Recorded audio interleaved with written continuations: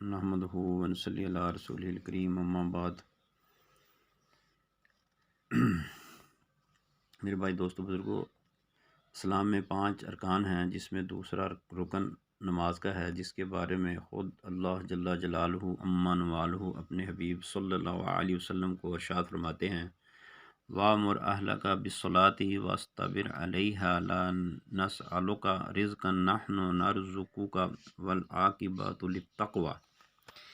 اپنے گھر والوں کو نماز کا حکم کرتے رہیے اور خود بھی اس کا اہتمام کیجیے۔ ہم آپ سے روزی کمانا نہیں چاہتے، روزی تو آپ کو ہم دیں گے، اور بہترین انجام پرہیزگاری کا ہے۔ تو میرے بھائی دیکھیں، نماز کے بارے میں اللہ جل جلالہ عما نوالہ خود ارشاد فرمایا۔ تو نماز کے بارے میں آپ صلی اللہ علیہ وسلم کی حدیث کا مفہوم ہے کہ نماز میں میری آنکھوں کی ٹھنڈک ہے۔ تو میرے بھائی ہم نماز پڑھیں گے تو آپ صلی اللہ علیہ وسلم کی آنکھوں کو سکون ملے گا۔ تو اگر ہم نماز نہیں پڑھیں گے تو آپ صلی اللہ علیہ وسلم کو اذیت ملے گی۔ تو اس لیے مسلمان کے اوپر فرض ہے۔ ایک جگہ آپ صلی اللہ علیہ وسلم نے ارشاد فرمایا کہ مرنے کے بعد سب سے پہلے نماز کا حساب ہوگا۔ جس کی نمازیں پوری نکلیں گی اس کے باقی اعمال بھی پورے نکلیں گے، اگر اس کی نمازیں پوری نہیں نکلیں گی باقی اعمال بھی پورے نہیں نکلیں گے۔ تو ایک جگہ آپ صلی اللہ علیہ وسلم نے ارشاد فرمایا کہ نبی کریم صلی اللہ علیہ وسلم کا ارشاد ہے کہ قیامت میں سب سے پہلے نماز کا حساب کیا جائے گا۔ اگر وہ اچھی اور پوری نکلی تو باقی اعمال بھی پورے اتریں گے، اور اگر وہ خراب ہو گئیں تو باقی اعمال بھی خراب نکلیں گے۔ تو ایک جگہ اور ارشاد ہے، سیدنا عمر رضی اللہ تعالیٰ عنہ اپنے زمانہ خلافت میں ایک اعلان سب جگہ کے حکام کے پاس بھیجا تھا کہ سب سے زیادہ محتمم بالشان میرے نزدیک نماز ہے۔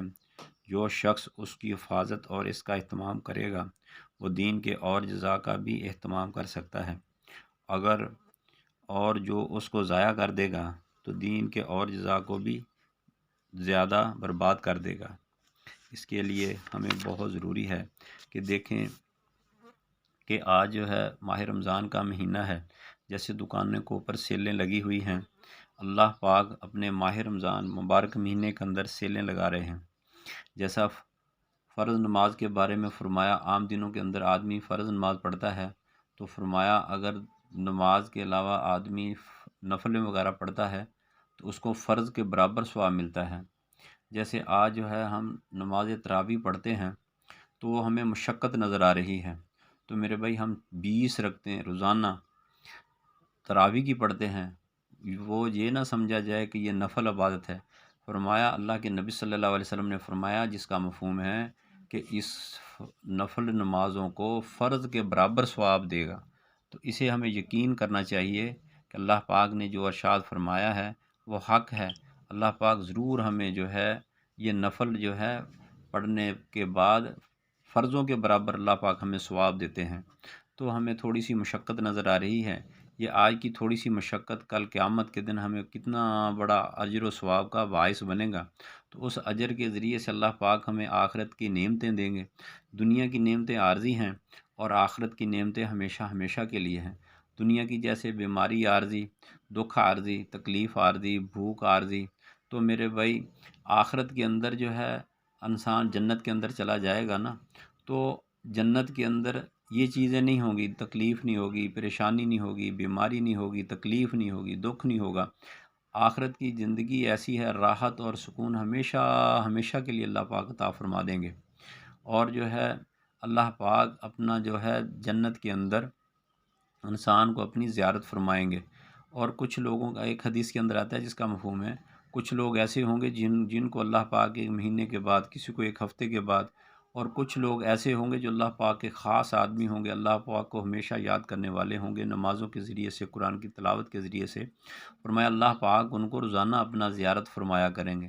تو اللہ پاک کی جو زیارت ہوگی وہ انسان کیسے کرے گا، وہ کتنا خوش قسمت انسان ہوگا، جس کے بارے میں حضرت موسیٰ علیہ السلام کے بارے میں آتا ہے کہ اللہ پاک کے ساتھ جو ہے کوہ طور کے اوپر ہم کلام ہوتے تھے، تو اللہ پاک سے عرض کی، یا باری تعالیٰ میں تیری زیارت کرنا چاہتا ہوں، جس کا مفہوم ہے، تو فرمایا کو ایک تجلی بھی انسان جو ہے وہ برداشت نہ کر سکا انسان۔ تو میرے بھائی وہ جو جنت کے اندر انسان جائے گا، جو اللہ پاک کی خوبصورتی، اللہ پاک کا جلال، اللہ پاک کا مقام دیکھے گا، تو انسان کتنا خوش ہوگا۔ اللہ پاک کی ذات کتنی خوش ہوگی کہ بندہ جو ہے اپنا اللہ کے سامنے کھڑا ہو کے اللہ پاک کی زیارت کر رہا ہوگا۔ تو میرے بھائی یہ دنیا کی زندگی عارضی ہے، آخرت کی زندگی ہمیشہ ہمیشہ کے لیے ہے۔ اس کے لیے اپنے راحت کا سامان اکٹھا کر کے لے کے جانا، اللہ کو راضی کر کے جانا۔